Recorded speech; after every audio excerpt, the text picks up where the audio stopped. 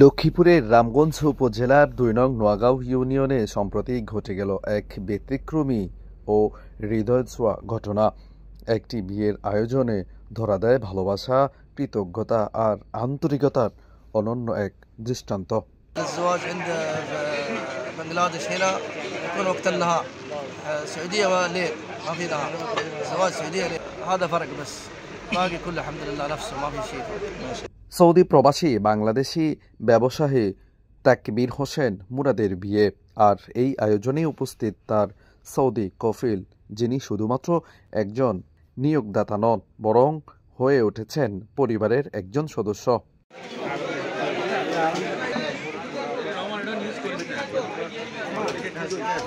Saudi আরবে অবস্থানকালে মুরাদের সঙ্গে তার কফিলের গড়ে ওঠে আত্মিক সম্পর্ক। সেই সম্পর্কের নিদর্শন সুদূর সৌদি আরব থেকে নিজ খরচে বাংলাদেশে এসে অংশ নেন প্রিয় কর্মীর বিবাহ উৎসবে।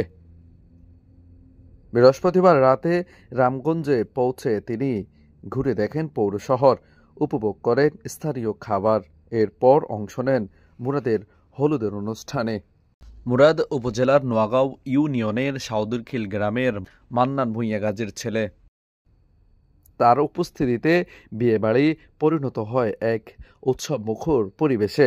গ্রামের মানুষ তাকে ঘিরে উচ্ছ্বাস প্রকাশ করে, শুভেচ্ছা জানান ফুল দিয়ে। মাশাআল্লাহ তাবারাকাল্লাহ, هنا كله ما شاء الله تبارك الله، كله شجر غابة هنا، كله سكن داخل السعودية ما في زي كده. لا الحمد لله الحمد لله، كل شيء مويه ما شاء الله تبارك الله، اكل ما شاء الله كويس، كله ما شاء الله تبارك الله، روح مسجد صلاة يجي ما شاء الله تبارك الله، نفر كله 100 ما شاء الله تبارك الله। বিয়ের অনুষ্ঠানে উপস্থিত ছিলেন উপজেলা বিএনপির যুগ্ম আহ্বায়ক নজরুল ইসলাম পিন্টু, পৌর বিএনপির সিনিয়র যুগ্ম আহ্বায়ক তোফায়েল আহমেদ, সদস্য রেজাউল করিম জিহিদার, জেলা যুবদলের যুগ্ম আহ্বায়ক টিপু সুলতান ভূঁইয়া, উপজেলা যুবদলের আহ্বায়ক কবির হোসেন কানন, পৌর যুবদলের সদস্য সচিব মিজান ভূঁইয়া, উপজেলা স্বেচ্ছাসেবক দলের আহ্বায়ক দুলাল হোসেন দুলাল, সিনিয়র যুগ্ম আহ্বায়ক খোরশেদ রাব্বানী, স্থানীয় বিশিষ্ট ব্যবসায়ী আবুল হাসনাত জাহিদ সহ বহু গণ্যমান্য ব্যক্তিবর্গ।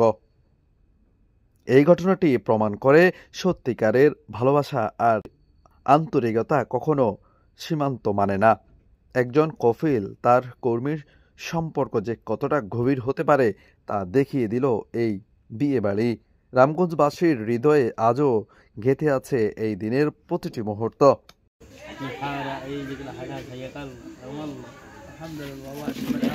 ভালোবাসা, কৃতজ্ঞতা আর সম্মানের এক অনন্য অধ্যায়। পারভেজ হোসাইন, আমার টিভি, রামগঞ্জ, লক্ষ্মীপুর।